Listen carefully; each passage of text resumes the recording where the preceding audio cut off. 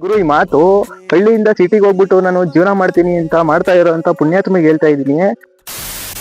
Bro ನೋಡಿ, ನೀವ್ ಹೋಗ್ಬಿಟ್ಟು ಅಲ್ಲಿ ಸ್ವಲ್ಪ ದಿವಸ ಅಂದ್ರೆ ನಿಮ್ಗೆ ಏಜ್ ಆಗೋವರ್ಗು ಹೋಗಿ ದುಡಿತೀನಿ ಅನ್ನೋ ನಂಬಿಕೆ ಇರುತ್ತಷ್ಟೇ.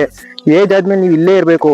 ಅದಕ್ಕೆ ಹೇಳ್ತಾ ಇದ್ದೀನಿ, ಅಲ್ಲಿ ಹೋಗ್ಬಿಟ್ಟು ಯಾರ್ದೋ ಓನರ್ ಜೊತೆ ಕೆಲಸ ಮಾಡೋ ಬದಲು ನೀವೇ ಸ್ವಂತ ಓನರ್ ಆಗಿ ನಿಮ್ ಲೈಫ್ ಆಗುವಷ್ಟು ದುಡ್ಡು ಮಾಡ್ತೀರಾ. ಹೋಗ್ಬಿಟ್ಟು ಅಲ್ಲಿ ಅವ್ನ ಕೈಗಡೆ ಕೆಲಸ ಮಾಡ್ಬಿಟ್ಟು ನೀವ್ ಅವನಿಗೆ ದುಡ್ಡು ಮಾಡ್ಕೊಡ್ತೀರಾ ಹೊರತು ನೀವ್ ಅದೇ ಕಾರಣಕ್ಕೂ ದುಡ್ಡು ಮಾಡಲ್ಲ.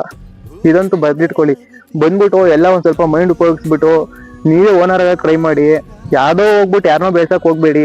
ಈ ನಮ್ ದೇಶದಾಗ ಬರೀ ಆಗ್ತಿರೋದೇ ಇದು ಗುರು. ಹೋಗಿ ಅವ್ರ ಕೈ ಕಡೆ ಕೆಲಸ ಮಾಡಿ ಅವ್ರು ಬೆಳಿತಾರೆ ಹೊರತು ಕೆಲಸ ಮಾಡೋರು ಯಾವುದೇ ಕಾರಣಕ್ಕೂ ಬೆಳೆಯಲ್ಲ.